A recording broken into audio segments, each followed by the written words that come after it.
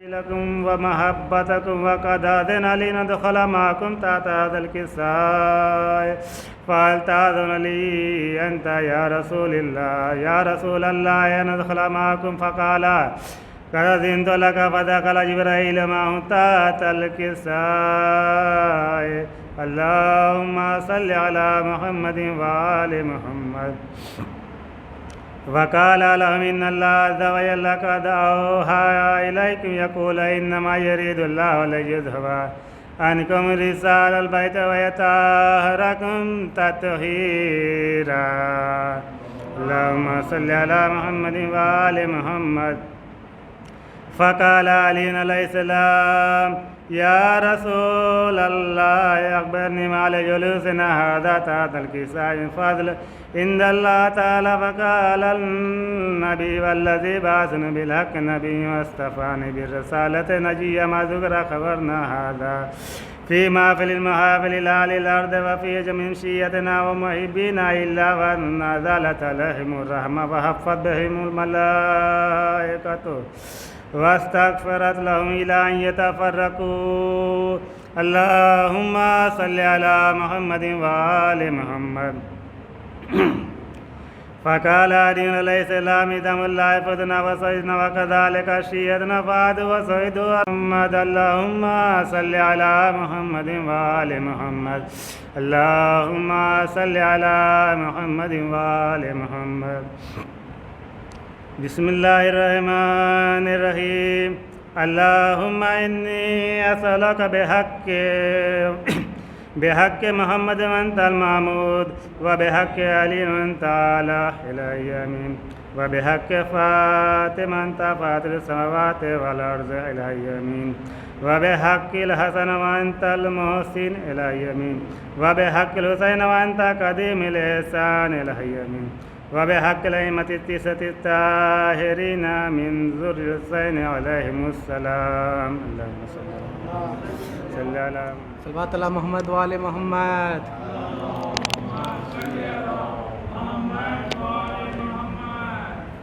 خدا خیر کرے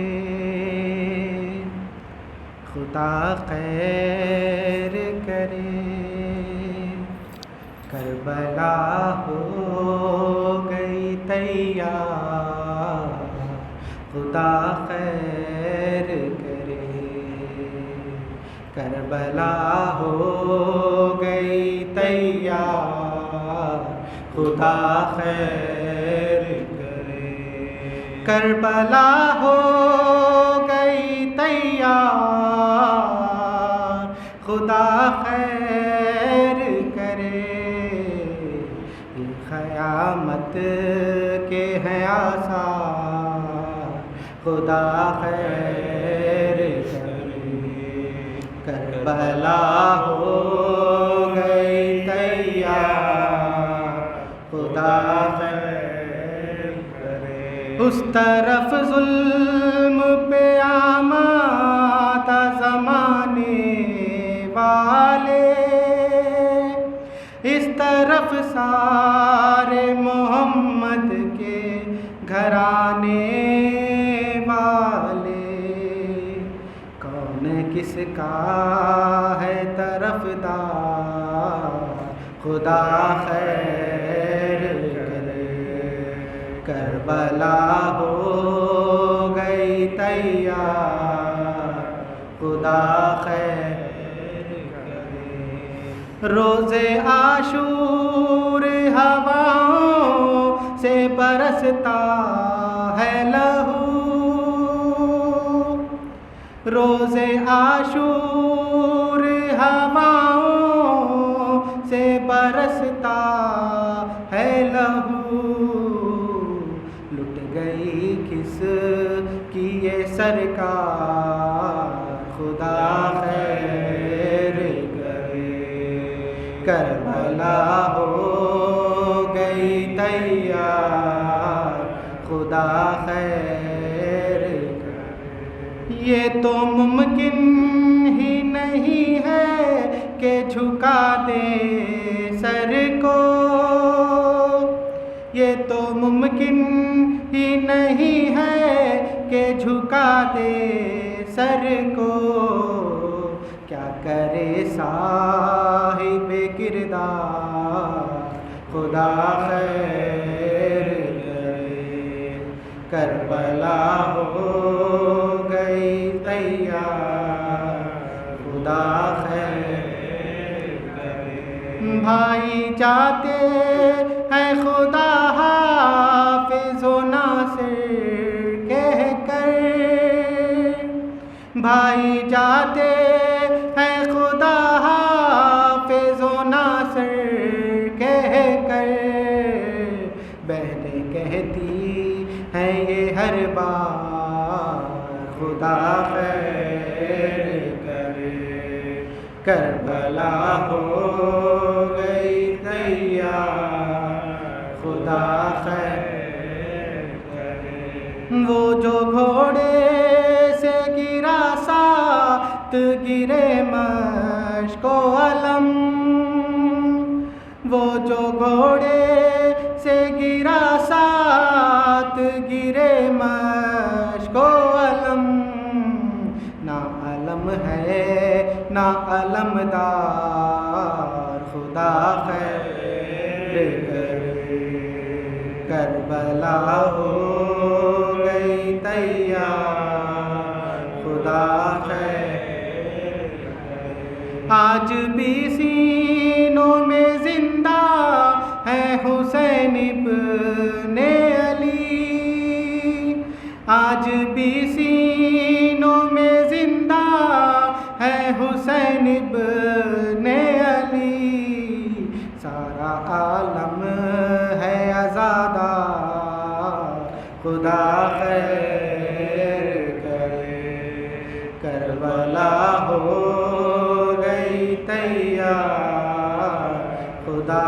خیر کرے، کربلا ہو گئی تیار خدا خیر کرے، یہ قیامت کے ہے آثار۔ صلوات اللہ محمد و آل محمد۔ اللہم صلی علی محمد و آل بر محمد و آل محمد صلوات۔ اللہم صلی علی محمد و آل محمد۔ کہہ رہی تھی لاشے مسلم پہ زہرا بکا،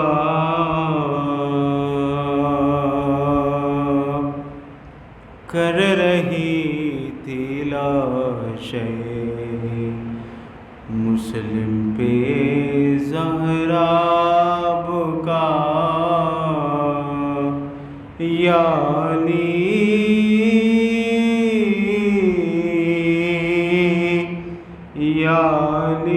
کوفے میں پھر آئی ہے رونے سیدہ، کر رہی تھی لاشے مسلم پہ زہرا بکا، خنجر تلے بھی دیکھو سجدے میں سر ہے میرا، 9 لاکھ قاتلوں میں تنہا سمجھ کے گھیرا، بینائی ڈھونڈتا ہوں اماں گواہ رہنا، اماں گواہ رہنا، اماں گواہ رہنا۔ 6 روز ہو چکے مجھ کو ملا نہ پانی، اکبر کی نوجوانی اصغر کی بے زبانی صحرا میں کھو چکا ہوں اماں گواہ رہنا اماں گواہ رہنا اماں تیروں نے چھان ڈالا اماں میرے بدن کو کتنا غریب ہوں اب محتاج ہوں کفن کو حالانکہ بادشاہ ہوں اماں گواہ رہنا اماں گواہ رہنا اماں جلتی ہوئی زمین پر تیروں کا ہے بچھونا اس حال میں نہ دیکھے مجھ کو میری سکینہ جلتی ہوئی زمین پر تیروں کا ہے بچھونا اس حال میں نہ دیکھے مجھ کو میری سکینہ تیروں پہ سو رہا ہوں اماں گواہ رہنا اماں گواہ رہنا اماں سینے سے نوجوان کے کیسے نکالوں برچی کے ساتھ اماں میری بھی سانس ٹوٹی بینائی ڈھونڈتا ہوں اماں گواہ رہنا اماں گواہ رہنا اماں گواہ رہنا بر محمد و آل محمد صلی اللہ علیہ وسلم اللہم صلی علی محمد صلوات پر محمد و آل محمد اللہم صلی علی محمد و آل محمد لاش مسلم پہ زینب نے کہا رو کر لاپ کی لاش بھی میرو کفن ہے بھیا لاش مسلم پہ زینب نے کہا رو کر آپ کی لاش بھی بے گورو کفن ہے بھیا بے کفن کر وہ بالا میں ہے میرے نور نظر بے کفن کر وہ بالا میں ہے میرے نور نظر آپ کی لاش بھی بے گورو کفن ہے بھیا لاش مسلم پہ زینب نے کہا رو کر آپ کی لاش بھی گورو کفن ہے بھیا کیسے آلے پر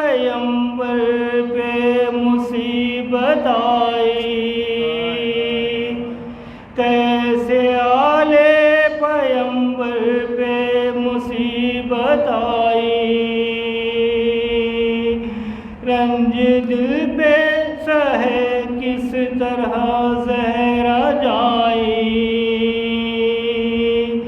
بھائی شبیر کا لاشا ہے پڑا ریتی پر، بھائی شبیر کا لاشا ہے پڑا ریتی پر، آپ کی لاش بھی گورو کفن ہے بھیا، یوں تو زندہ ہوں مگر جان کہاں باقی ہے، یوں تو زندہ ہوں مگر جان کہاں باقی ہے، اب تو جینے کا بھی ارماں کہاں باقی ہے، ہائے افسوس نہیں سر پہ چادر، آپ کی لاش گورو کفن ہے بھیا، ظلم لاشوں پہ شہیدوں کے یوں ڈھائے گئے، ظلم لاشوں پہ شہیدوں کے ہیں یوں ڈھائے گئے، سر کی آتن سے جدا گھوڑے بھی دوڑائے گئے، اب بھی تازہ نگاہوں میں منظر، اب بھی تازہ نگاہوں میں منظر، لاش مسلم پہ زینب نے کہاں رو کر، آپ کی لاش بھی بے گورو کفن ہے بھیا، لاش مسلم پہ زینب نے کہاں رو کر، چھین لیا لے پیمبر کی رضا دانے، چھین لیا لے پیمبر کی رضا دانے، ظلم یوں آپ پہ اور ہم پہ کیا دانے، اب ہے ناخوں پہ رسم بستہ جنازوں کا سفر، آپ کی لاش بھی گورو کفن ہے بھیا، لاش مسلم پہ زینب نے رو کر، آپ کی لاش بھی گورو کفن ہے بھیا، اللہم صلی علی محمد و آل محمد۔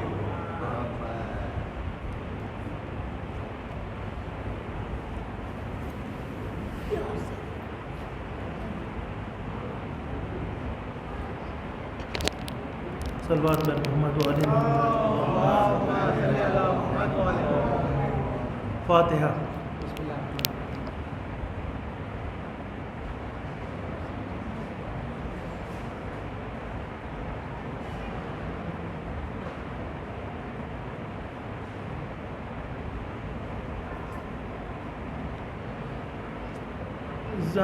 زانوئے مقدس پہ رقیہ کو بٹھا کر رونے لگے سرور، زانوئے مقدس پہ رقیہ کو بٹھا کر رونے لگے سرور، زانوئے مقدس پہ رقیہ کو بٹھا کر رونے لگے سرور، مسلم کے یتیمہ کو کلیجے سے لگا کر رونے لگے سرور، مسلم کے یتیماں کو کلیجے سے لگا کر رونے لگے سرور وہ سعدی رخسار پہ غم دل میں چھپایا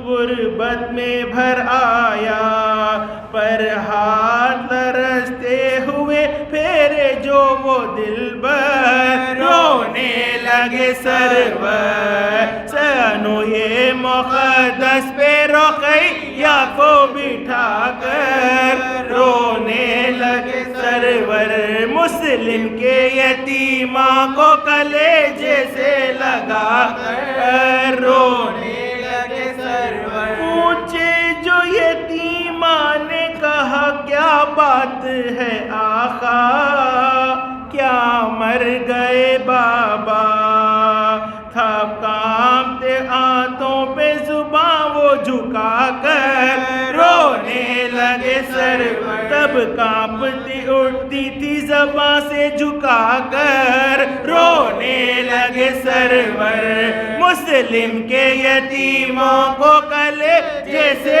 لگا کر رونے لگے سرور مسلم کے یتیموں کو کلیجے سے لگا کر رونے لگے سرور آئی جو نظر بیوہ مسلم کو یہ عالم کرنے لگی ماتم بچوں کے لیے اٹھ گئی زینب کو بلا کر رونے لگے سرور مسلم کے یتیموں کو کلیجے سے لگا کر رونے لگے سرور مسلم کے یتیموں کو کلیجے سے لگا کر رونے لگے سرور سب جان گئی حال رقیہ نے پکارا جل آئے سکینہ جب جان گئی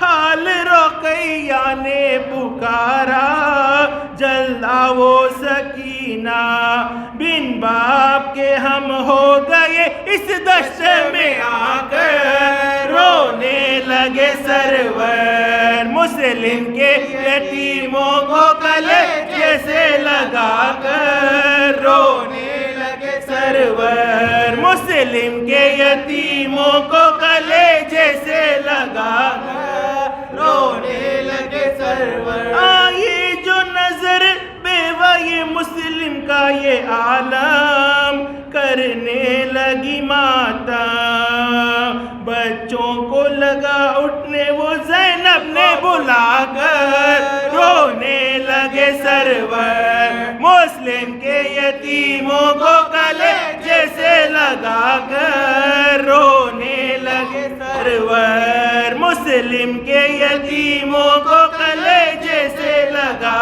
کر رونے لگے سرور انسان کے لیے موت ہے غم بے وطنی کا جانے ہے عدو وہ عالم ہے بے وطنی کا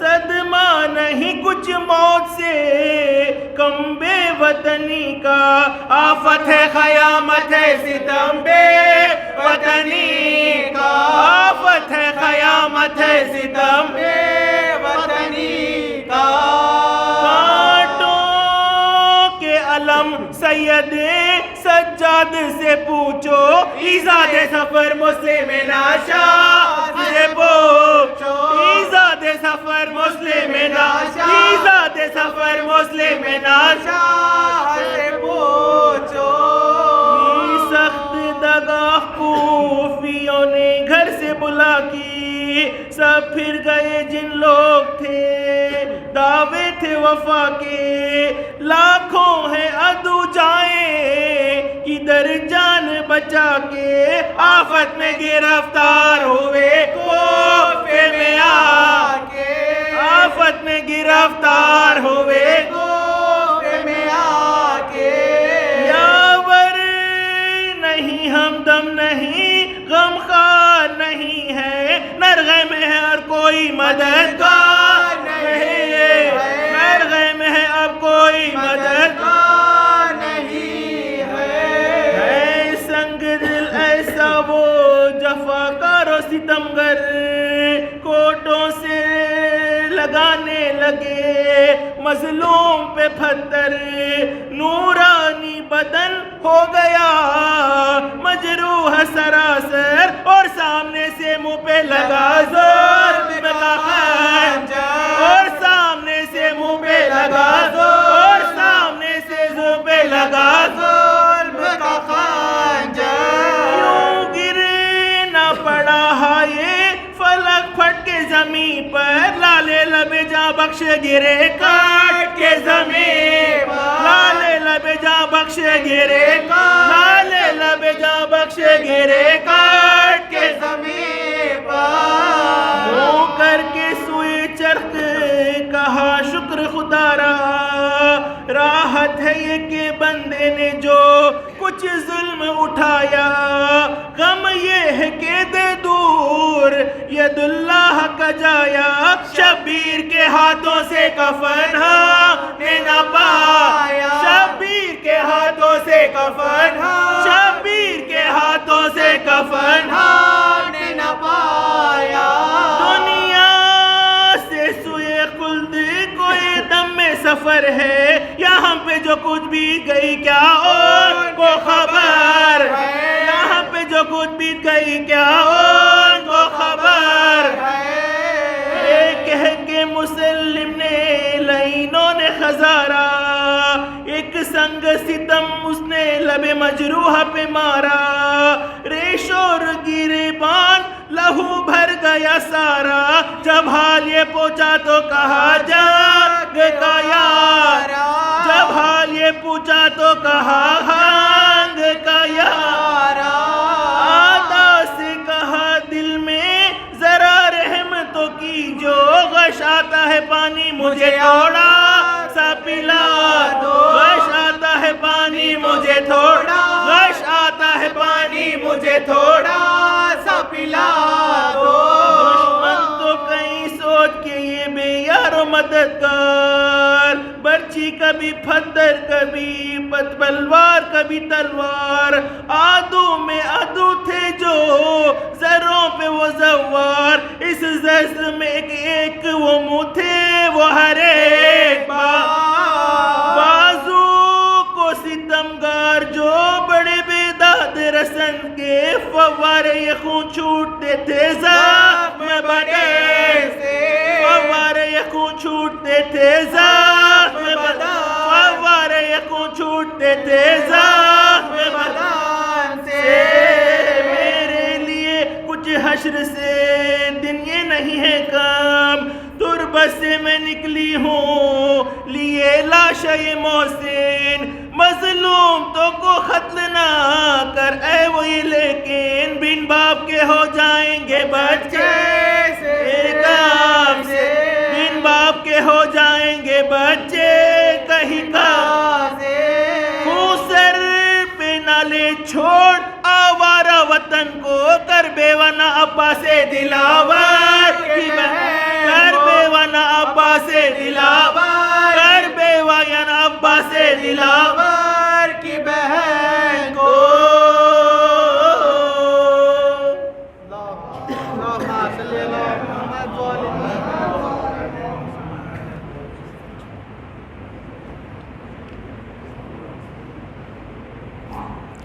فاتحہ۔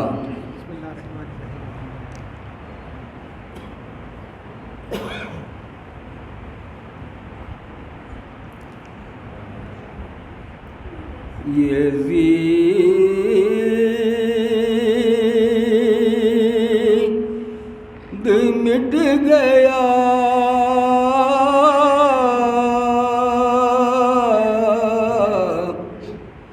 لیکن تمہیں مٹا نہ سکا،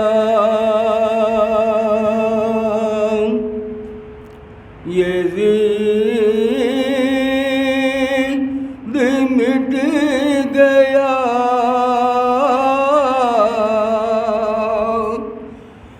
لیکن مٹا نہ سکا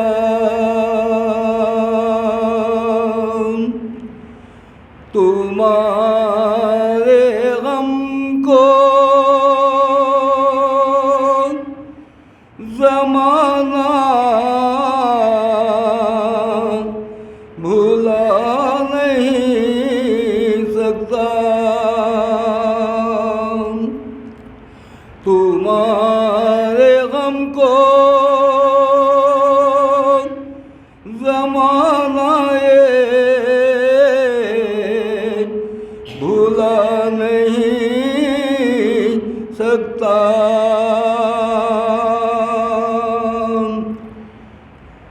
تمہارے خون میں کتنا ہے وزن ہے اصغر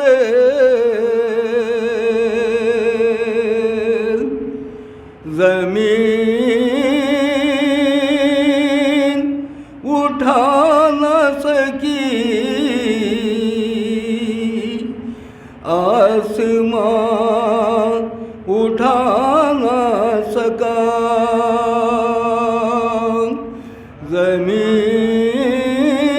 زمین اٹھا نہ سکی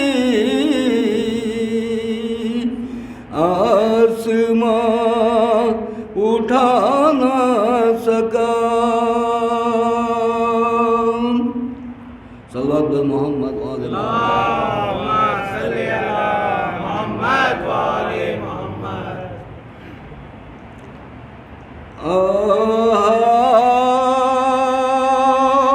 وآل جب کوفیوں نے کوفے میں مسلم سے دغا کی جو ایک کیا ایک نے اس پر نہ وفا کی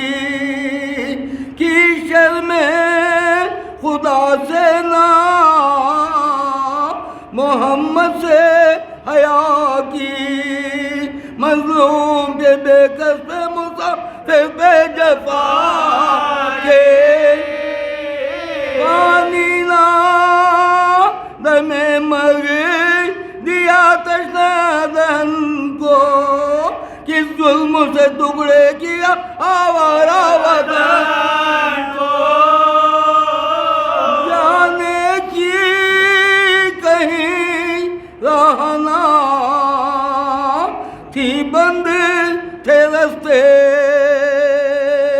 کوفی چلے آ جاتے تھے کمر ظلموں سے بستے گھیرے تھے سوار ان ستمیں گار کے رستے سے نیچے یہ اور گوٹے سے پتھر سے برستے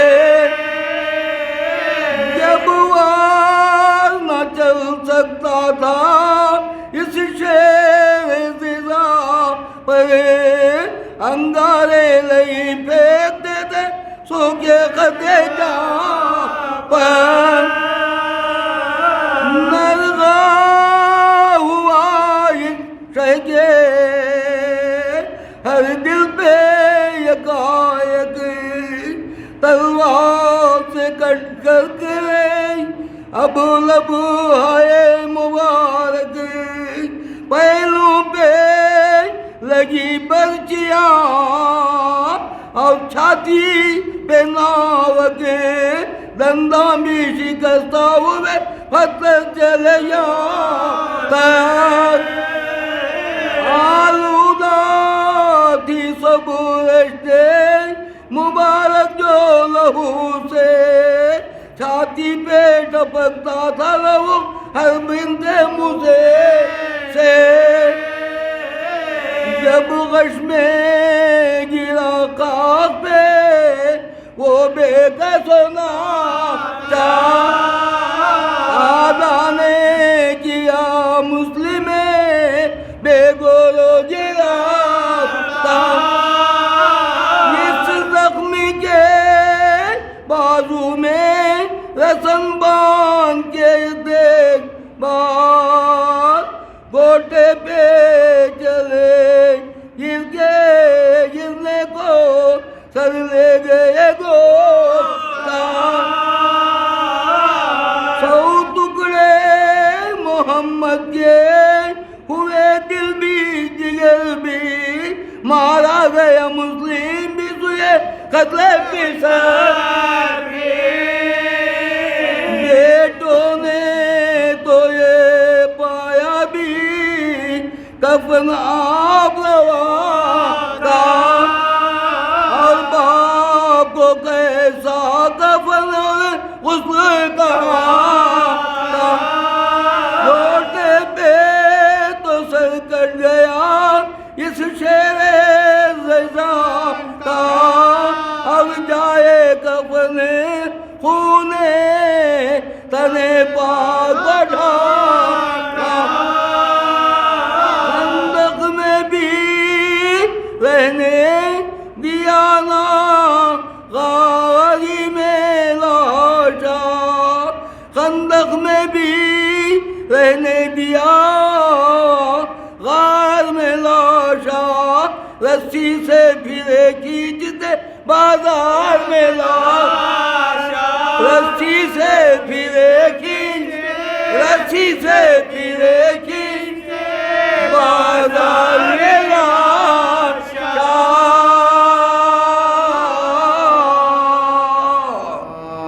قوت الا باللہ العلی العظیم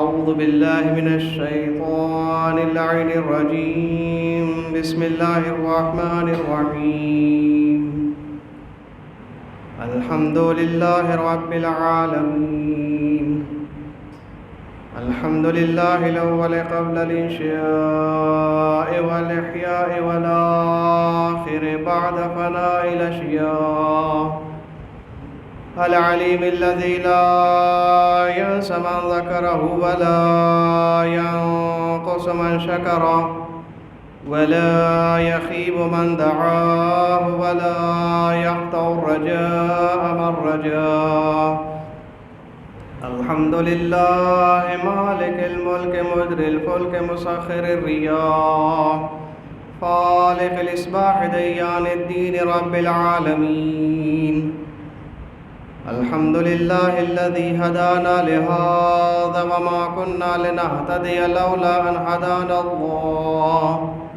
لقد جاءت رسل ربنا بالحق ثم الصلاة والسلام والتحية والإكرام على رسول الأنام سيدنا ومولانا وشفيع ذنوبنا وطبيب نفوسنا مولانا ومولى الثقلين محبوب رب المشرقين والمغربين جد الحسن والحسين الذي سمي في السماء بأحمد وفي الأرضين بأبي القاسم محمد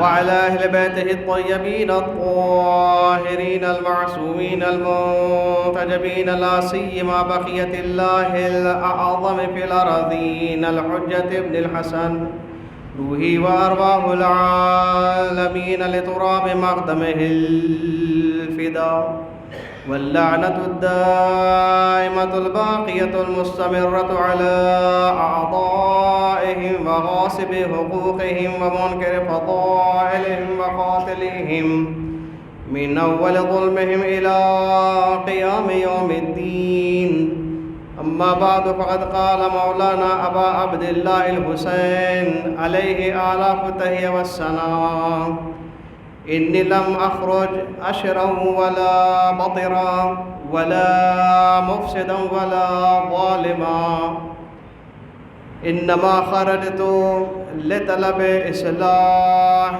في أمة جدي رسول الله صلى الله عليه وآله وسلم صلوات الله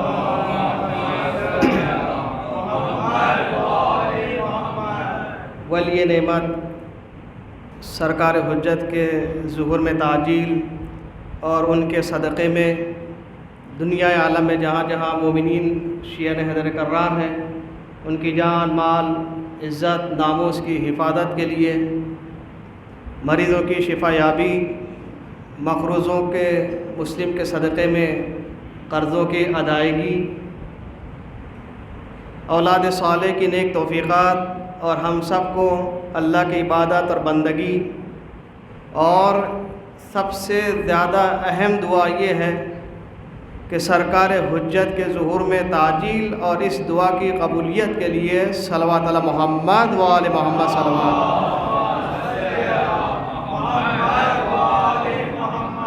عزیزان گرامی قدر، موالیان حیدر کرار اور ماتم داران سید شہداء، یہ مجلس عزا گرچہ اگر آپ تاریخ کا مطالعہ کریں تو یہ وہ ایام ہے کہ چند مناسبتیں ان دنوں میں ایک جا جمع ہوئی ہیں، تو لہذا جس مناسبت سے اور جو مناسبتیں، مثلا آج کی تاریخ 8 ذی الحج وہ دن ہے کہ جس دن امام نے سرزمین مکہ کو چھوڑا عراق کے لیے۔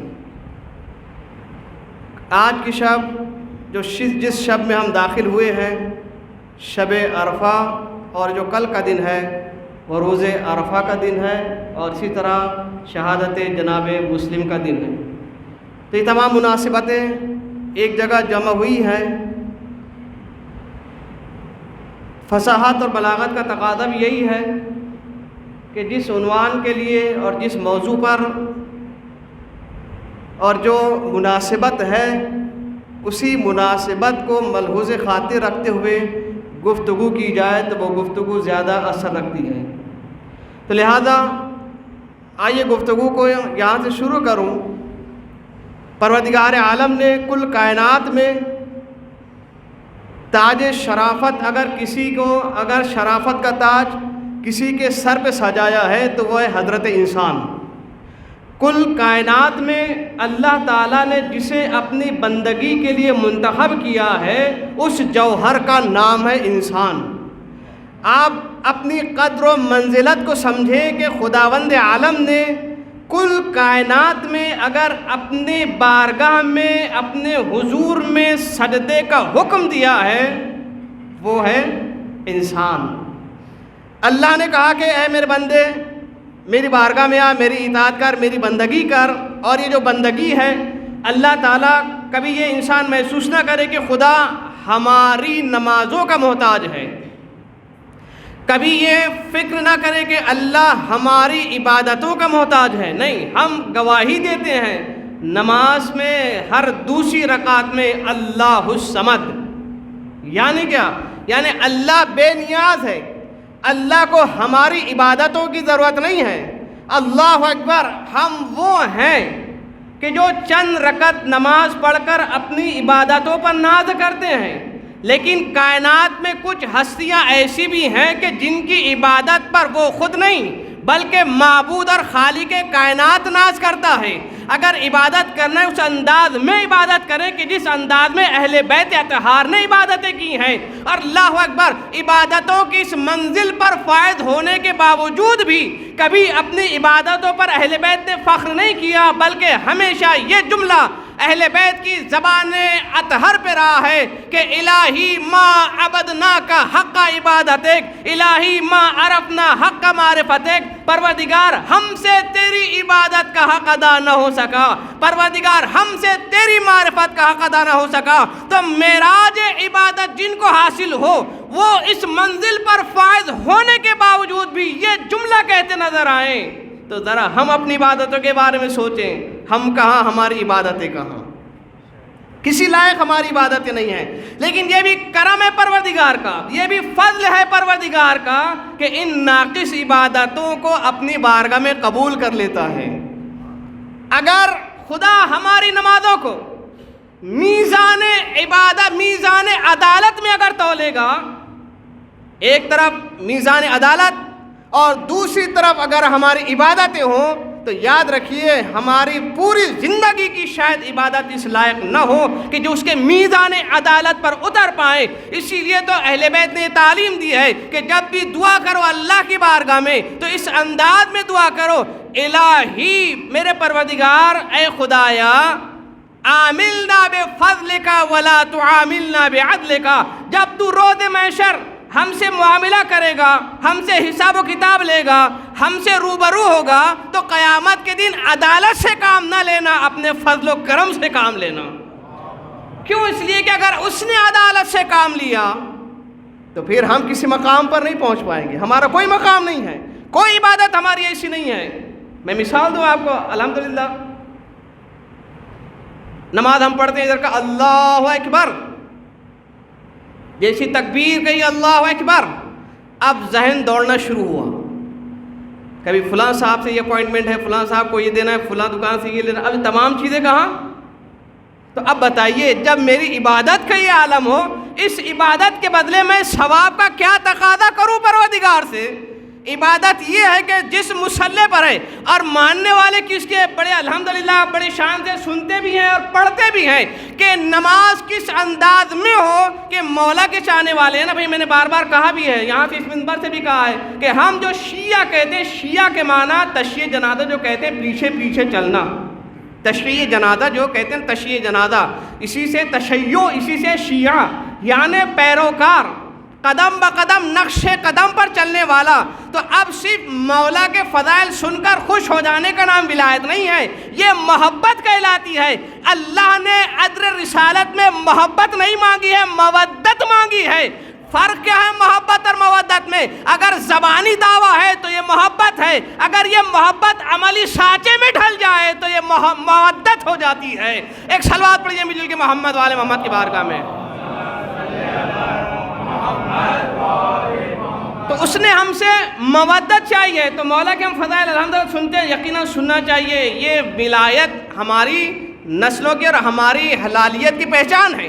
جب سننا صرف نہیں ہے بلکہ سن کر اس پر عمل کرنا ہماری اولین ذمہ داری ہے. ہم سنتے ہیں کہ مولا کے قدم مبارک سے تیر کھینچ لیا گیا، پائے مبارک پہ جنبش تک نہ آئی. بھائی جنبش تک نہ آئی، یہ مولا کی نماز ہے، کس عالم میں ہے؟ اچھا جب یہ میرا موضوع نہیں ہے، لیکن جب بات آئی ہے تو میری مجبوری ہے کہ جب بات آ جاتی ہے تو پھر میں اس کو مکمل کر دیتا ہوں، گرچہ موضوع سے متعلق نہ بھی ہو.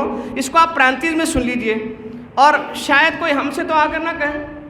آپ لوگوں سے، آپ کے دوست احباب جو اہل تسنن سے تعلق رکھتے ہو، اگر آپ سے سوال کر لیں کہ بھائی آپ ایک طرف یہ دعویٰ کرتے ہیں کہ مولا کے قدم مبارک سے تیر کھینچ لیا گیا، مولا کو احساس نہیں ہوا، اور دوسری طرف جو ہم روایت پڑھتے ہیں کہ حالت رکوع میں انگوٹھی دی، تو یہ دو باتیں تضاد ہوئی نہیں ہوئی؟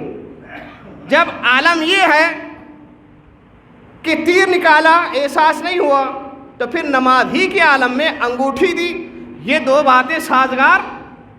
تو اگر کوئی سوال کر لے، بھئی دفاع اہل بیت کے مکتب سے دفاع کرنا صرف علماء کی ذمہ داری نہیں ہے، بلکہ ہر مولائی کی ذمہ داری ہے کہ اگر کوئی ولایت پر اعتراض ہوتا ہے تو اس کا جواب دینا ہر مولائی کی ذمہ داری ہے. تو اگر یہ بات آئے تو کیا جواب دیں؟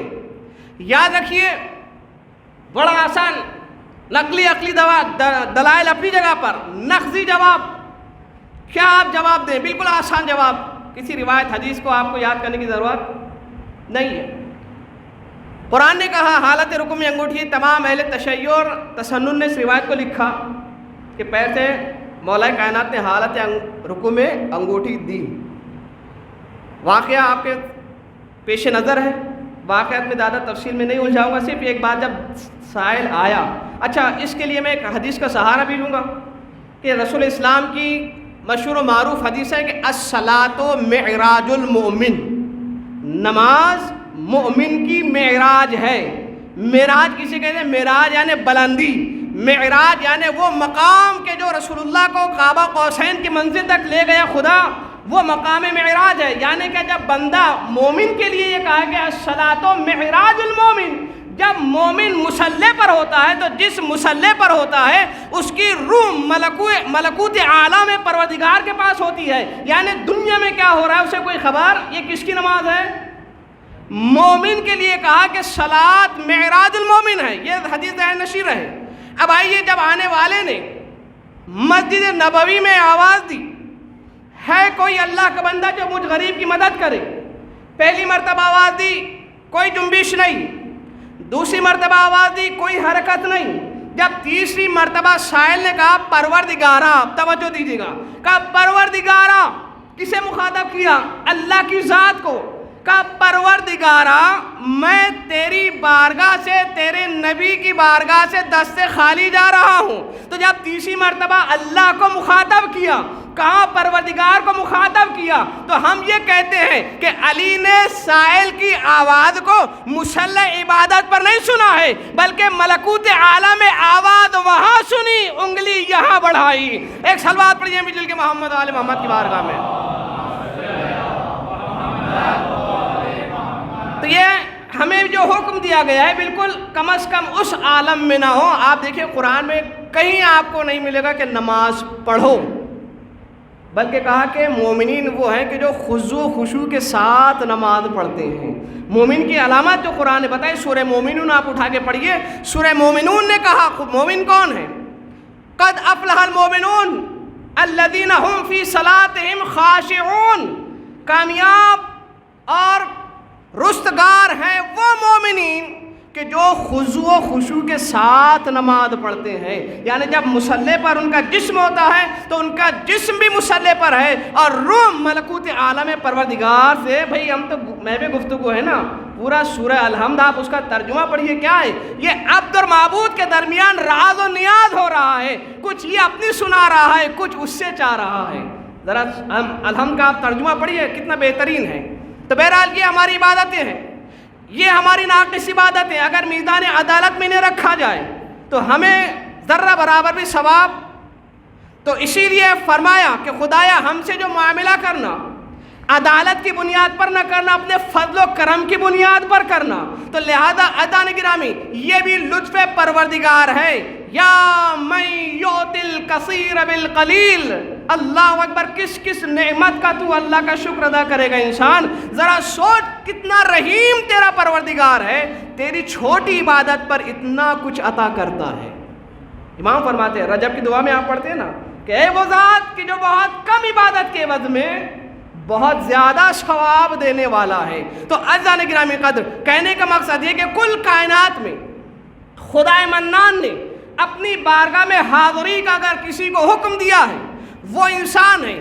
تاج شرافت اگر کسی کے سر پہ سجایا ہے تو وہ انسان ہے. کہا وَلَقَدْ كَرَّمْنَا بَنِي آدم، ہم نے کل کائنات میں انسان کو صاحب کرامت بنایا ہے، لائق تعظیم بنایا ہے، لائق احترام بنایا. کس بنیاد پر؟ صرف اس بنیاد پر کہ اے انسان تو اللہ کی چوائس ہے، تو اللہ کا منتخب کردہ ہے. تو لہذا جب اللہ نے بنایا ہے تو کچھ خاص مقصد تو ہوگا، بے مقصد پروردگار نے ہمیں نہیں بنایا.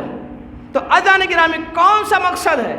کیا مقصد ہے؟ پروردگار چاہتا ہے کہ جب اس نے بنایا ہے، عقل جیسا جوہر ہمیں دیا ہے، تو خدا کا ایک ہی تقاضا ہے کہ میرے بندے بن کر زندگی گزارو.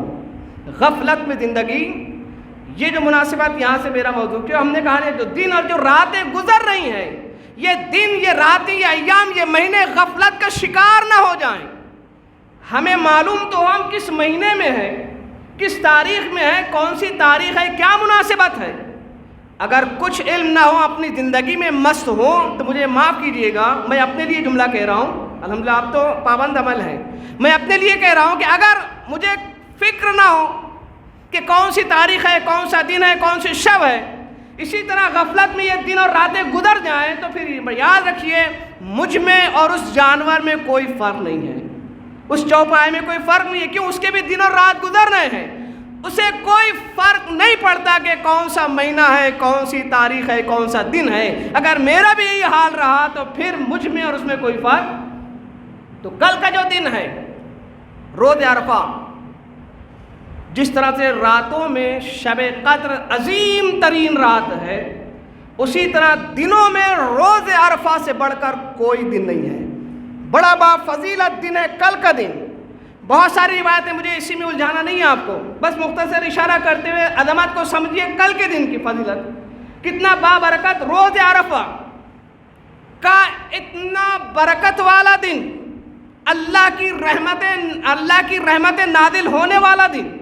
پروردگار یروایتوں میں ملتا ہے کہ پروردگار حتیٰ کہ جو بچہ شکم مادر میں ہے اس تک پر آج یعنی کل کے دن میں اپنی رحمتوں کی بارش کرتا ہے. اور روایتوں میں لکھا اگر یہ روز عرفہ کسے نصیب ہو جائے اور روز عرفہ میں بھی وہ اللہ کی رحمت سے محروم ہو جائے تو اس سے بڑا بدبخت انسان کوئی نہیں ہے. کہ اللہ کی رحمت کے دروازے کھلے ہوئے تھے لیکن یہ بدبخت اپنی زندگی میں اپنی ہی مصروفیات میں مصروف رہا اور یہ دن ہاتھ سے نکل گیا. کہا کہ جتنے ہی گناہ کیوں نہ انسان کے، پروردگار ان تمام گناہوں کو معاف کرنے والا ہے. چنانچہ روایت میں لکھا کہ روز عرفہ ایک سائل مدینے کی گلیوں میں گھوم رہا ہے، بھیک مانگ رہا ہے. امام سجاد نے اسے بلایا، کہا وائے ہو تجھ پر کہ روز عرفہ سے بھی خالق کو چھوڑ کر مخلوق سے مانگ رہا ہے. اللہ اکبر، کتنا عظیم دن ہے. کہا پروردگار نے جتنے ہی تمہارے گناہ کیوں نہ ہو پروردگار معاف کرنے والا ہے. تمام دعائیں، جتنی بھی دعائیں تم مانگو پروردگار قبول کرنے والا ہے. یہ کل کے دن کی عظمت بہت زیادہ روایتوں میں وارد ہوئی ہے. تو لہذا کل کا دن بہترین دن ہے. ایک طرف شہادت مسلم ہے، دوسرے طرف روز عرفہ. کیا کرنا ہے؟ مولانا انشاءاللہ آپ کو بتایا ہے کہ غسل کرنا ہے روز عرفہ کا، نماز اعمال ہے، اور سب سے زیادہ جس چیز کی تاکید کی گئی ہے وہ ہے دعائے روز عرفہ امام حسین علیہ الصلوۃ والسلام. بڑی معرفت آمیز دعا جو امام نے پڑھی ہے مقام عرفات میں، میدان عرفات میں. امام آئے، اصحاب ہیں، اہل بیت ہیں، چاہنے والے ہیں، آئے پہاڑ کے دامن میں کھڑے ہوئے اپنے دونوں ہاتھوں کو آسمان کی طرف بلند کیا. کون امام؟ کل کائنات کے دست حاجات جس کے دامن سے متوسل ہوں وہ کائنات کا امام اپنے معبود کی بارگاہ میں کھڑے ہو کر اس انداز میں دعا مانگ رہا ہے. راوی نے لکھا عالم یہ کہ امام ہاتھ بلند کیے ہوئے ہیں، آنکھوں سے آنسو جاری ہیں، اور ایک مرتبہ امام نے فرمایا بسم اللہ الرحمن الرحیم اللہم صلی علی محمد وآل محمد الحمدللہ الذی لیس لقضائہ دافع. بڑی معرفت آمیز دعا ہے عزیزان گرامی، حتماً اس کو آپ پڑھیے. اگر عربی نہ پڑھ سکے جس زبان میں ترجمہ ہے وہ ترجمہ پڑھیے. دعا کا ٹیکسٹ پڑھنا مطلب مقصد نہیں ہے، بلکہ امام نے کیا فرمایا ہے اس کو سمجھنا ضروری ہے. اللہ اکبر. کائنات کا امام کمال بے نیازی میں بارگاہ سمدیت میں یہ دعا کر رہا ہے. مفہوم یہ ہے دعا کا. امام فرماتے ہیں، امام کی جو بڑی دعا ہے، میں دو چار جملوں کی طرف اشارہ کرتے ہوئے امام نے دعا میں پہلا جملہ کیا امام کا؟ الحمدللہ الذی، تمام تعریفیں اس اللہ تعالیٰ کے لیے ہے، لیسا لقضاء دافع، اس کے حکم کو کوئی دفع کرنے والا نہیں ہے. اگر وہ کوئی ارادہ کر لے تو اس کے ارادے میں کوئی خلل ڈالنے والا. لیسا لقضاء دافع یعنی وہ جو ارادہ کر لے، جو قضاوت، جو حکم پروردگار کر لے پھر اس کو کوئی ٹالنے والا نہیں ہے. ولا لعطائہ مانع، اور وہ جب دینے پر آئے تو پھر کوئی منع کرنے والا نہیں ہے. اللہ اکبر. ذرا ان دو جملوں پر غور کریں. اگر وہ ارادہ کر لے پروردگار، کائنات ایک طرف ہو جائے، کل کائنات بھی اگر چاہے حکم پروردگار کو ٹال نہیں سکتی. اسی لیے تو اس خوف سے فرعون نے 70 یا 40 ہزار معصوم بچوں کو قتل کیا کہ موسیٰ پیدا نہ ہو. لیکن جب حکم پروردگار ہوا، جب ارادہ پروردگار ہوا تو موسیٰ پیدا بھی ہوئے. اور اللہ نے کہا کہ اے فرعون، جس موسیٰ کے خوف سے تو نے 70,000 نا بے گناہ بچوں کو قتل کیا ہے، اب میرا حکم دیکھ، میری خدائی دیکھ، موسیٰ پیدا بھی ہوں گے اور پروان بھی تیرے ہی دربار میں چڑھیں گے. ایک صلوات پڑھیے مل جل کے محمد وآل محمد کی بارگاہ میں. تو لہذا جب وہ حکم کر لے کوئی ٹالنے والا نہیں ہے. وَلَيْسَ لِعَطَائِ مَانِعٍ، جب وہ دینے پر آئے تو پھر کل کائنات بھی اگر رکاوٹ بنے کوئی رکاوٹ. یہ معرفت آمیز جملہ ہمارے معرفت کے لیے کہ ہم اللہ کی ذات سے متوسل رہیں. کل اختیار اس کی ذات، اس کے قبضہ قدرت میں ہے. کل کائنات اس کے قبضہ قدرت میں ہے. تو اس کا تو ہو جا. خدا نے خود کہا تو میرا بن کر دیکھ، میں کائنات کو تیرے اختیار میں دے دوں گا. تو لہذا یہ دعا عرفہ کل کی بہترین دعا، کل کا بہترین عمل عرفہ آپ پڑھیں گے انشاءاللہ. اس کے بعد جو مناسبت ہے انشاءاللہ اسی محور میں ہماری گفتگو ہوگی. شہادت مسلم اور امام کا خروج. اس کو سمجھنے کے لیے تاریخ کے پس منظر میں جانا ہوگا کہ کیوں امام نے خروج کیا. مدینے سے جب امام نکلے ہیں، کیونکہ شہادت مسلم بھی اسی سے متعلق ہے، اسی سلسلے کی ایک کڑی ہے. جب امام مدینے سے نکلے ہیں تو روز اول ہی جس دن آپ مدینے سے 28 رجب کو آپ تشریف فرما ہوئے قافلہ نکلا، روز اول ہی امام نے اپنے مقصد کو معین کر دیا کہ خبردار ہوشیار، کوئی غلط فہمی اور سوء ظن کا شکار نہ ہو.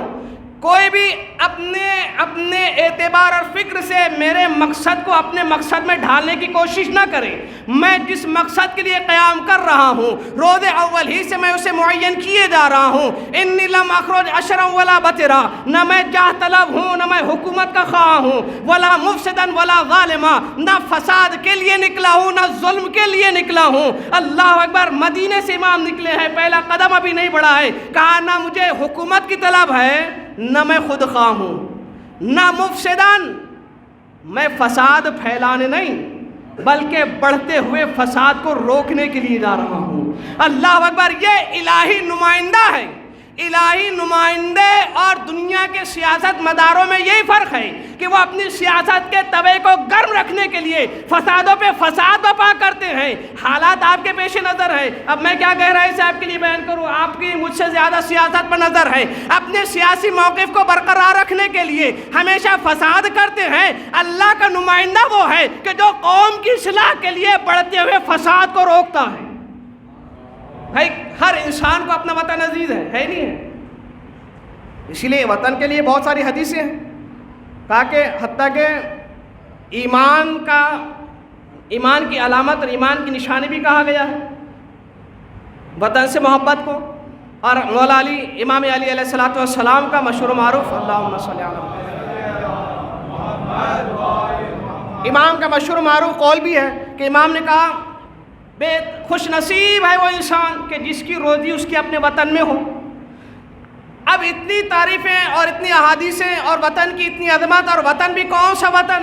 مدینہ رسول، نانا کا روزہ، ماں کی لحد، بھائی کی قبر، جہاں حسین نے اپنے شب و روز گزارے ہیں.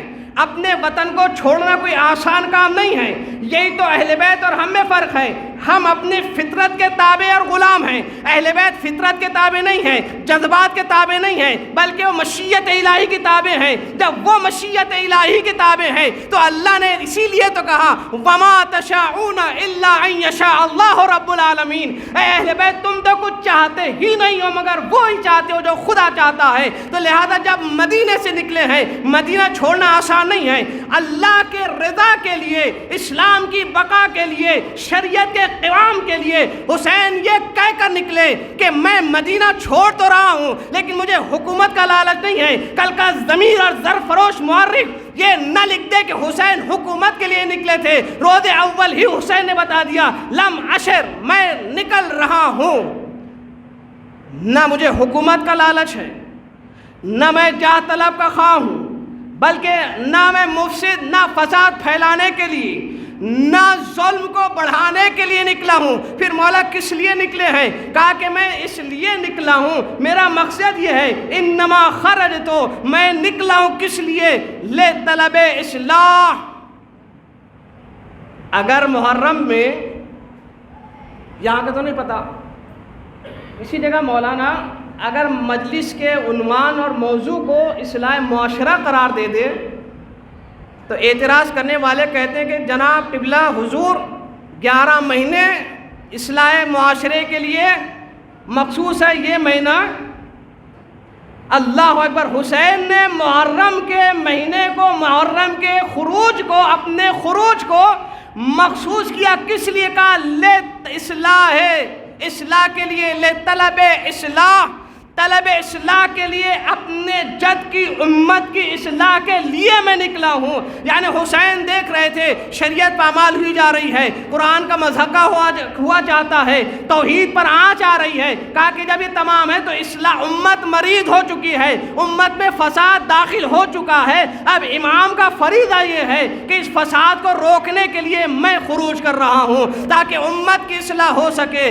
میں نکلا ہوں اسی لیے، اريد ان اامر بالمعروف، میں نکلا ہوں کس لیے؟ تاکہ امر بالمعروف اور نہی عن المنکر کا فریضہ انجام دوں۔ تو عزیزان گرامی قدر، میں نے کہا کہ اگر ہم کو دیکھنا ہے کہ کیوں یہ کربلا کا واقعہ اور معرکہ مارد وجود میں آیا، تاریخ کے اوراق گردانی کرنی ہوگی، تاریخ ماضی کی تاریخ میں ہم کو جانا ہوگا۔ یہ کربلا ایک با ایک واقع ہونے والے واقعے کا نام نہیں ہے، بلکہ اس کا سلسلہ ملتا ہے غدیر سے۔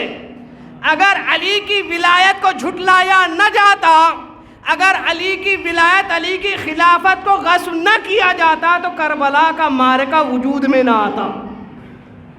یہ بنیاد وہیں سے رکھی گئی۔ کب؟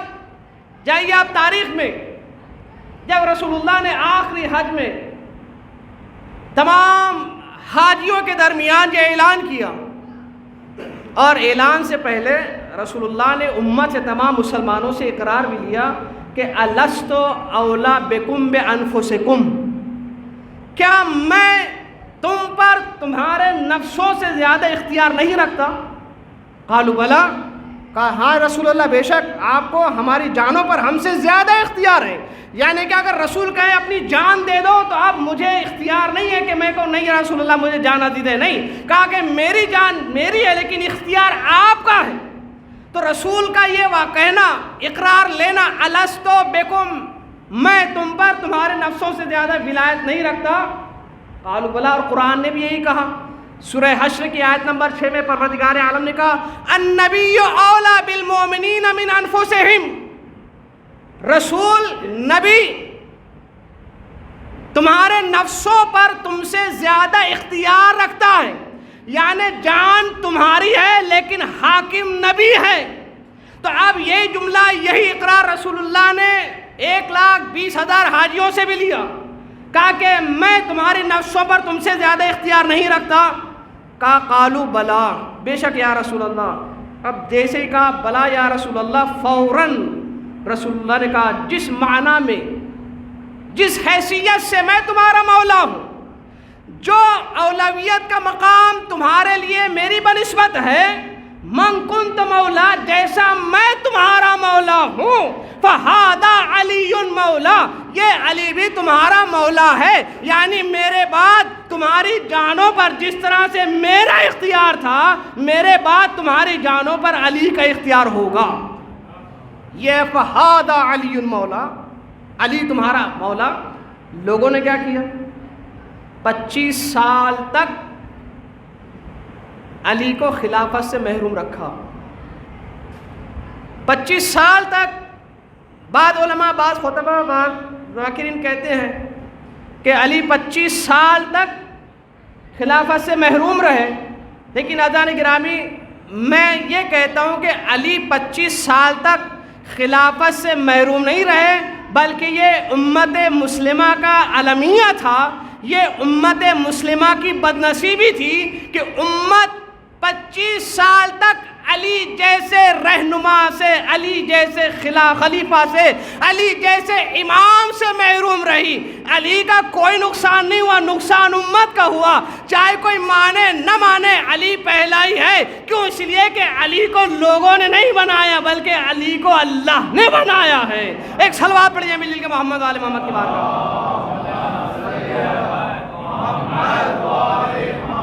اس طرح سے کسی کے ماننے یا نہ ماننے سے نہ علی کا مقام بڑھنے والا ہے نہ گھٹنے والا ہے۔ کل کائنات کا پیدا کرنے والا پروردگار ہے، اہل ہم کو بھی اللہ نے پیدا کیا، اور اس کا شکر ہے کہ پروردگار نے اپنی معرفت ہمارے دلوں میں راسخ کی۔ اہل اسلام کے علاوہ جو بھی مذہب سے تعلق رکھنے والے ہیں ان تمام کو بھی اللہ ہی نے پیدا کیا ہے، تو ان کے نہ ماننے سے خدا خدا نہیں ہے۔ کوئی مانے یا نہ مانے، خدا خدا ہے۔ جنہوں نے مانا یہ ان کی خوش نصیبی، جنہوں نے نہ مانا یہ ان کی بد نصیبی اور کمزرفی. اسی طرح علی مولا ہیں، علی امام ہیں، علی خلیفہ ہیں، جنہوں نے مانا ان کی اعلیٰ ظرفی، جنہوں نے نہیں مانا ان کی کم ظرفی ہے. ایک صلوات پڑھیے مل کے محمد والے محمد کے بارے میں. یہی تو وجہ تھی کہ جب مولا ظاہری خلافت جب آئے، امت آئی، مجبوراً آئی خلافت کے پاس، مولا کے پاس، کہا کہ اب آپ ہی کو قبول کرنا ہے. تو مولا نے قبول کیا، اور آنے کے بعد جب بیعت کا سلسلہ شروع ہوا اور چاہنے والوں نے ہاتھ پر بیعت کی مبارکباد دی، تو اب دیکھیے کیسے ہوتے ہیں چاہنے والوں کا مزاج. سعصع ابن سوحان مولا کائنات کے بہت ہی معروف ترین مشہور ترین صحابی آئے اور مجمع کو چیرتے ہوئے سب علی کے ہاتھ پر مبارکباد، علی مبارک ہو آپ خلیفہ بن گئے، علی مبارک ہو آپ ہمارے مولا بن گئے، آپ خلیفہ بن گئے. آئے سعصع ابن سوحان اور آنے کے بعد مجمع کو چیرتے ہوئے ممبر کے قریب آئے، اور آنے کے بعد مولا کے ہاتھ پر اپنا ہاتھ نہیں دیا، مولا کے ہاتھ پر ہاتھ رکھ کر بیعت مبارکباد نہیں کی، بلکہ آئے ممبر کے شانے پر اور ممبر کے زینے پر ہاتھ رکھ کر یہ کہا کہ اے ممبر تجھے مبارک ہو کہ آج تجھے تیرا صحیح خلیفہ ملا ہے. آج تجھے کیوں؟ اس لیے کہ خلافت ملنا علی کا شرف نہیں ہے، بلکہ علی اس ذات کا نام ہے کہ جس کے لیے مولا خود کہتے ہیں کہ فضیلت کے اس مقام پر فائز ہیں کہ جہاں پر طائر فکر کی پرواز اپنا دم توڑتے نظر آتی ہے. کسی طائر فکر کی پرواز ان کے کمالات اور فضائل کو درک نہیں کر سکتی. تو لہذا کیوں؟ اس لیے کہ مقام انہیں پروردگار نے عطا کیے ہیں. تو لہذا جب وہاں انکار کیا، خلافت کا انکار کیا، ولایت کا انکار کیا، یہ دشمنی کا بیج، کربلا کا بیج وہی وجود میں آیا. اور آنے کے بعد جو حالات آپ گزرے تاریخ میں آپ دیکھیں، کن حالات میں مولا کے جو 4.5 سال یا 4 سال 9 مہینے کا جو عرصہ گزرا ہے، کس عالم میں گزرا ہے. رسول اللہ کا دور 83 جنگیں، 83 جنگیں، لیکن تمام جنگیں کفار سے، یہودیوں سے، منافقین سے، مسلمانوں سے نہیں. لیکن جب مولا کائنات کا دور آیا تو جنگ کس سے ہے؟ غیروں سے نہیں ہے، جنگ اپنوں ہی سے ہے. کبھی جمل، کبھی صفین، کبھی نہروان، کوئی اس میں جو ہے غیر مسلم. یہ علی کا دور ہے. اب یہ جو خوارج اور یہ جو بغض علی کا دل میں بسا، یہاں تک کہ امیر شام جب شام کی تاریکی میں واصل جہنم ہوا اور اس کا ناخلف بیٹا جب تخت خلافت پر آیا، تو آنے کے بعد چند لوگوں سے کہا کہ مجھے بیعت چاہیے ہے. اس میں ایک نام امام حسین کا بھی تھا. چنانچہ جب سائل آیا اور آنے کے بعد مدینے میں والی مدینے کے پاس پورا 28 رجب کا منظر آپ کے سامنے ہے کہ والی مدینے نے جب بلایا، یزید کا پیغام پہنچایا، تو امام نے کہا کہ مثلی لا یبایع مثلا. مشہور معروف جملہ ہے آپ کے لیے. امام نے یہ نہیں کہا، آپ نے بارہا سنا ہوگا، امام نے یہ نہیں کہا حسین ابن علی یزید ابن فلاں کی بیعت نہیں کرے گا، نہیں، بلکہ کہا مثلی لا یبایع مثلا، مجھ جیسا اس جیسے کی بیعت، مجھ جیسا اس جیسے کی بیعت. یعنی یہ حسین سن 60 ہجری ہی میں یہ بتا گئے کہ ہر دور میں یزید ہوگا. جب ہر دور میں یزید ہوگا تو وقت کے یزید کو پہچان کر اس کے سر کو کچلنے کے لیے کچھ حسینی ہونے چاہیے ہیں کہ جو قیام کر کے اس یزید دور حاضر کے سر کو کچلیں. تو آپ دیکھیے جب جب کسی وقت کے یزید نے سر اٹھایا ہے اسے حسینیت کے پرچم داروں ہی نے کچلا ہے. اگر آج کے دور میں اگر آپ کو یہ دیکھنا ہے کہ کس طرح فرق ہے، کس طرح باطل ہے، کربلا ختم نہیں ہوئی ہے، کربلا قیامت تک باقی رہنے والی ہے. کربلا کی جنگ ختم نہیں ہوئی ہے، کربلا ختم نہیں ہوئی ہے. کلو یوم عاشورا کلو ارض کربلا، ہر زمین کربلا ہے، ہر روز عاشورا ہے. حسینی ہونے کے اعتبار سے میری اور آپ کی ذمہ داری یہ ہے کہ وقت کے یزید کو پہچانو، ظلم کے مقابل میں کھڑے ہو جاؤ. یہ پیغام ہے حسین کا کہ وقت کے یزید کو پہچانو. آج کون ہے؟ گرچہ صورت بدلی ہوئی ہے، یاد رکھیے صورتیں تو بدلیں گی لیکن کردار کبھی نہیں بدلیں گے.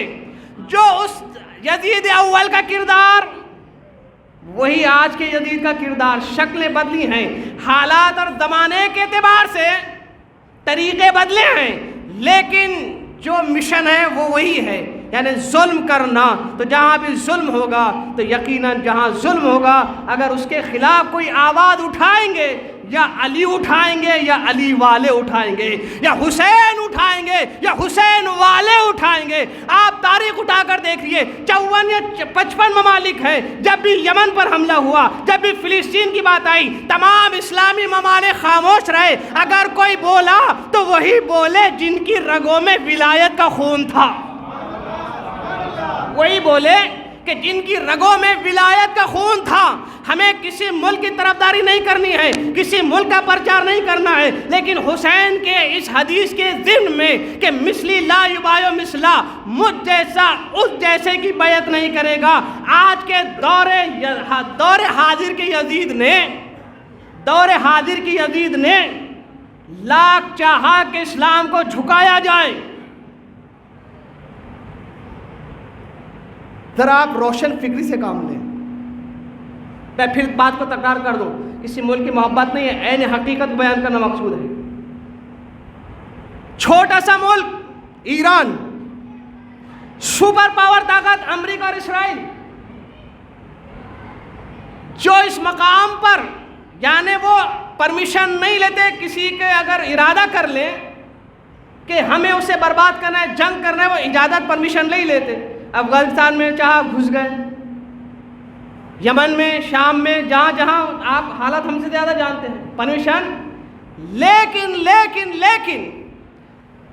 20 یا 22 سال سے صرف یہ سنتے آ رہے ہیں کہ حملہ کریں گے, جنگ کریں گے, حملہ کریں گے, جنگ کریں گے, لیکن ابھی تک جرأت نہیں ہوئی. کیوں جرأت نہیں ہوئی؟ کیوں؟ اس لیے کہ وقت کا مرحب جانتا ہے کہ ہمارا مقابلہ وقت کے علی والوں سے ہے. ہمارا مقابلہ وقت کے علی والوں سے ہے. جب بھی بات آئی جنگ کی تو اسرائیل کو وہ خندق کا زمانہ یاد آ گیا. اگر آپ تاریخ بھول گئے تو میں آپ کو یاد دلاؤں, لبنان میں اسرائیل نے اٹیک کیا اور کہا کہ 24 گھنٹے میں لبنان کو ہم زمین دوز کر دیں گے. ہے نہیں؟ جنگ چلی کہاں تک چلی؟ کتنے دن؟ 30 دن کے اوپر ہو گئے.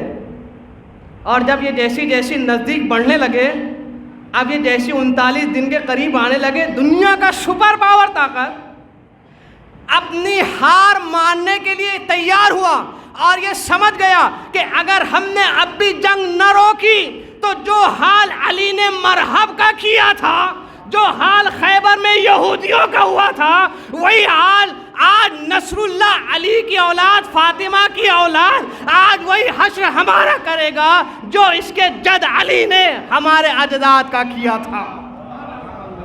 یہ کیا ہے؟ یہ ہے وقت کے یزید کی آنکھوں میں آنکھیں ڈال کر, یہ ہے حسینیت کا پیغام کہ میں اسی لیے جا رہا ہوں کہ وقت کے یزید کو پہچانو اور ظلم کے خلاف کھڑے ہو جاؤ. ولا مفسدم ولا ظالما, میں اسی لیے نکلا ہوں, نہ مجھے فساد پھیلانا ہے, نہ مجھے ظلم کرنا ہے, بلکہ بڑھتے ہوئے ظلم کا قلع کما کرنے کے لیے میں نے خروج کیا ہے. اور جب آپ چلے مدینے سے, تاریخ آگے بڑھی, مکہ جب پہنچے ہیں تو مکہ پہنچنے کے بعد 12,000 خطوط مکے میں پہنچ چکے تھے مختلف ذرائع کے ذریعے سے اہل کوفہ کے. کتنے؟ 12,000. روایت نے لکھا 12,000 خطوط کہاں پر؟ مکے میں پہلے پہنچ چکے تھے. جب فشار بڑھا اور اتمام حجت کا وقت آیا تو امام نے مسلم ابن عقیل کو بلایا, کہا مسلم اور تمام اہل کوفہ کے نام خط لکھا, انا باعث الیکم اخی وابن عمی وثقتی, اہل کوفہ میں تمہارے لیے اپنے بھائی, اپنے چچازاد ابن عم وثقتی, یعنی جو میرا موثق ترین ہے, یعنی امام نے اپنا نائب, امام نے اپنا سفیر بھیجا جہاں امام کی رسائی نہ ہو بظاہر, کیونکہ امام تو ہر جگہ ہے, بظاہر امام کی رسائی نہ ہو، امام اپنے نائب اور نمائندے کو بھیجتا ہے۔ تو عزیزوں، اہل کوفہ نے امام کے نمائندے کو جھٹلایا، نتیجہ قتل امام ہوا۔ اگر آج کے دور میں ہم نے اپنے وقت کے نائب امام کو ٹھکرایا تو کل کوفیوں نے امام کو قتل کیا۔ انکار نائب امام پیش خیمہ اور مقدمہ بن سکتا ہے قتل امام کا۔ تو لہذا میں تمہارے لیے بھیج رہا ہوں اپنا موثق ترین معتمد ترین شخص مسلم ابن عقیل کو، اور جو کچھ تم نے خطوط میں لکھا ہے اگر یہ اس کی تصدیق کر دے تو میں تمہارے لیے کوفہ آنے کے لیے تیار ہوں۔ چنانچہ روایت نے لکھا کہ مسلم 15 رمضان المبارک کو مکے سے نکلے، مدینہ آئے، اہل و عیال، دوست احباب، خاندان والوں سے خدا حافظی کی، رسول کے روضے کی زیارت، اس کے بعد نکلے ہیں اور 5 شوال کو کوفہ پہنچے۔ 5 شوال کو کوفہ پہنچے، لوگوں نے بڑا گرم جوشی سے استقبال کیا، لوگ جوک در جوک آنے لگے کہ امام کا سفیر، امام نے اپنا نائب ہمارے پاس بھیجا ہے۔ سلسلہ شروع ہوا۔ سب سے پہلے قیام جناب مسلم نے مختار ثقفی کے گھر کیا، اور جب یہ سلسلہ چڑھا ادھر جاسوسوں نے خبر دی کہ حسین کا نائب، حسین کا سفیر مدینے سے کوفہ پہنچ چکا ہے، تو ابن زیاد کو یزید نے خط لکھا کہ میں کوفے کے والی کو معزول کرتا ہوں، آج سے تم کوفے کے گورنر ہو۔ بصرے سے یہ ملعون چلا، اور آنے کے بعد ادھر جناب مختار نے جناب مسلم نے پورا زمینہ تیار کیا، لوگ آئے 18,000 سے زیادہ، تاریخ نے اس سے بھی زیادہ عدد بیان کیا ہے، لیکن جو موثق ترین تاریخ ہے کہ 18,000 سے زیادہ کوفیوں نے دست مسلم پر امام کی بیعت کی۔ لیکن جیسے ہی ابن زیاد کوفے میں آیا اور اس انداز سے آیا کہ اپنا چہرہ چھپائے ہوئے، لوگ انتظار کر رہے تھے امام کی آمد کا، شبہوں میں لوگوں کو یہ ڈالا۔ ابن زیاد نے اپنا گیٹا پر میک اپ اس طرح سے کیا، نقاب ڈال کر پوشیدہ طور پر آیا، لوگ یہ سمجھے کہ فرزند رسول آئے ہیں، حسین آئے ہیں۔ اس بدبخت نے کلام بھی نہیں کیا، بات بھی اور گفتگو بھی نہیں کی، اشاروں کے ذریعے سے لوگ یہ سمجھ رہے ہیں کہ حسین ابن علی آئے ہیں۔ یہ دارالامارہ کے قریب آئے، اور آنے کے بعد جب لوگوں نے دیکھا کوئی حرکت نہیں، کوئی جواب نہیں، اور جو والی مدینہ تھا اس نے دارالامارہ کا دروازہ بند کیا اسے اجازت، وہ بھی یہی سمجھ رہا تھا کہ حسین ابن علی آ رہے ہیں، تو لہذا وہ سمجھا کہ یہ والی مدینہ کے قصر میں آ کر خود یہاں پر رہنا چاہتے ہیں، دروازہ نہیں کھولا۔ لیکن جیسی کھڑکی سے کہا کہ دروازہ تھوڑا تھا، جب کھڑکی کھولی گئی دارالامارہ کی، اس نے اپنا چہرہ دکھایا، جب والی مدینہ نے اس ملعون کو دیکھا فوراً دارالامارہ کا دروازہ کھولا۔ اب یہ ابن زیاد اس انداز میں کوفہ میں اسی لیے داخل ہوا تھا کہ وہ جائزہ لینا چاہتا تھا کہ حسین کے چاہنے والے کوفے میں کتنے ہیں۔ جب اس کے اندازہ ہو گیا حسین کے چاہنے والوں کا، اہل بیت کے چاہنے والوں کا، ایک مرتبہ سازش شروع کی، اعلان کیا کہ ہوشیار اور خبردار، مجھے یزید نے مامور کیا ہے کہ جو بھی خلیفہ وقت کے خلاف قیام کرے گا، جو بھی سازش کرے گا یا سازش کرنے والے کو اپنے گھر میں جگہ دے گا یا اہل بیت کے کسی فرد کو اپنے گھر میں جگہ دے گا، اس کی جان، مال، عزت، آبرو، ناموس، تمام چیزیں مجھ پر اور اہل کوفہ پر حلال ہو جائیں گی۔ جب یہ عالم ہوا، کیونکہ ابھی مختار جناب مسلم کی خبر، مسلم کوفے میں ہے معلوم ہے، لیکن کہاں کسی کو خبر نہیں تھی۔ رات کی تاریکی میں میل ملاقات کا سلسلہ چلا، جناب مسلم کا پتہ لگانے کے لیے اس ملعون نے اپنے غلام معقل کو 30,000 درہم دیے، کہا کہ تم یہ 30,000 درہم لے کر جاؤ، مسجد میں کوفہ میں کسی طرح سے جو لوگ مسلم سے آنا جانا تعلقات رکھتے ہیں، مسلم کا پتہ لگاؤ کہ مسلم کہاں پر ہیں۔ چنانچہ لکھا گیا کہ مسلم ابن اوسجا شیعوں کے زیادہ رابطے میں تھے، یہ مسجد میں بیٹھا، جناب مسلم بھی نماز پڑھ رہے تھے۔ جب مسلم کی نماز تمام ہوئی، آگے بڑھا ملعون غلام، کہنے لگا کہ میں شام کا رہنے والا ہوں، اہل بیت کا چاہنے والا ہوں، قسم کھائی مسجد میں، کہا کہ میں اہل بیت کا ماننے والا ہوں اور میں شام سے آیا ہوں، میں 30,000 درہم لے کر چاہتا ہوں کہ اہل بیت کی جو فرد یہاں پر ہے اس سے ملاقات کر کے یہ 30,000 درہم کی امانت اس کے حوالے کر دوں۔ جناب مسلم ابن اوسجہ نے پہلے تعمل کیا، لیکن جب اس نے یقین دلایا، قسمیں کھائیں، تو مسلم ابن اوسجہ کو بھی یقین ہوا کہ ہاں یہ بھی دوستدار اہل بیت ہے۔ چنانچہ مسلم کے ساتھ یہ گیا اور جو کچھ بھی وہاں پر چلتا اور جناب مسلم سے جو ملاقاتیں جو باتیں ہوا کرتی تھیں تمام کی خبر اس نے ابن زیاد تک پہنچائی۔ نتیجہ یہ ہوا کہ جب پتہ چلا معقل کے ذریعے سے جو ملاقاتوں کا سلسلہ کہ ابن زیاد کو خبر ہو چکی ہے، ہانی کے گھر میں جناب مختار کے گھر کو چھوڑ کر جناب مسلم پھر ہانی ابن عروہ کے گھر میں مقیم ہوئے، اور جب معقل کے ذریعے سے یہ راز برملا ہوا تو ایک مرتبہ ملعون نے ہانی کو بلایا اور بلانے کے بعد جناب ہانی پر فشار دیا کہ آپ مسلم کو میرے حوالے کر دیں۔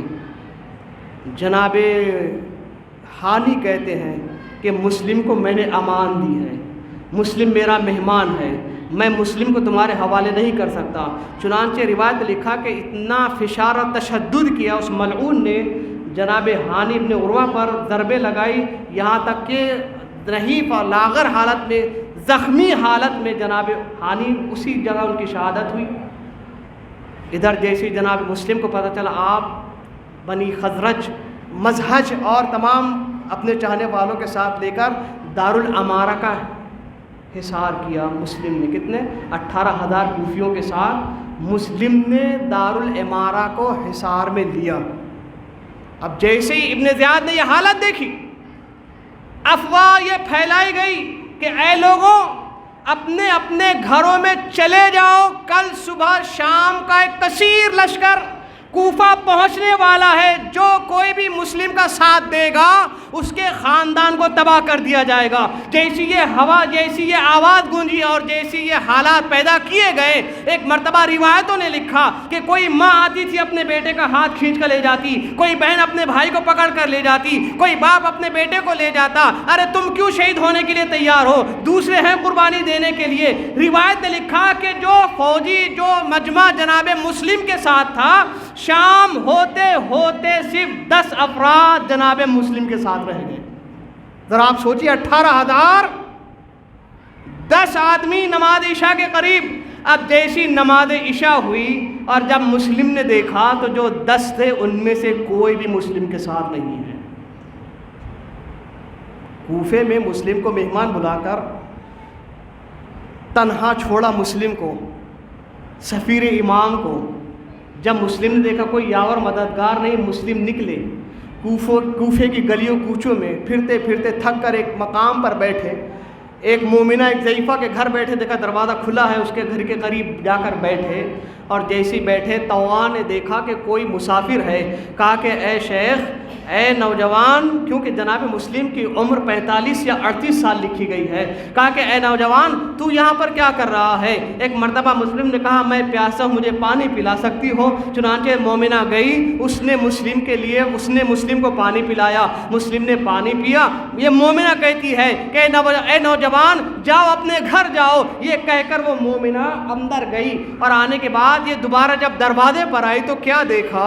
مسلم اسی جگہ سر کو جھکائے ہوئے بیٹھے ہوئے ہیں، مسلم سر کو جھکائے بیٹھے ہوئے ہیں۔ اس طوعا نے کہا اے نوجوان، ارے کیا تیرا کوئی قبیلہ خاندان نہیں ہے، تیرے کوئی اہل و عیال نہیں ہے، کیوں اپنے گھر والوں کے پاس نہیں جاتے؟ ایک مرتبہ مسلم نے حسرت بھری نگاہ سے دیکھا، کہا مالیا فی ہذہ المصر اہلان، اے مومنو اس غریب دیار میں میرا کوئی خاندان، کوئی قبیلہ نہیں ہے۔ اللہ اکبر۔ اس ضعیفہ نے کہا تجھے شہر کے حالات نہیں معلوم، کوفے کے حالات پرآشوب ہیں، ابن زیاد کے سپاہی جا بجا پھر رہے ہیں، اے مومن، اے مرد مومن اپنے گھر چلا جا۔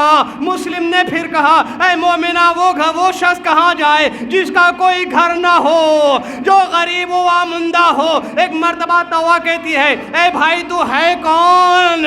ایک مرتبہ مسلم کہتے انا مسلم ابن عقیل سفیر الحسین۔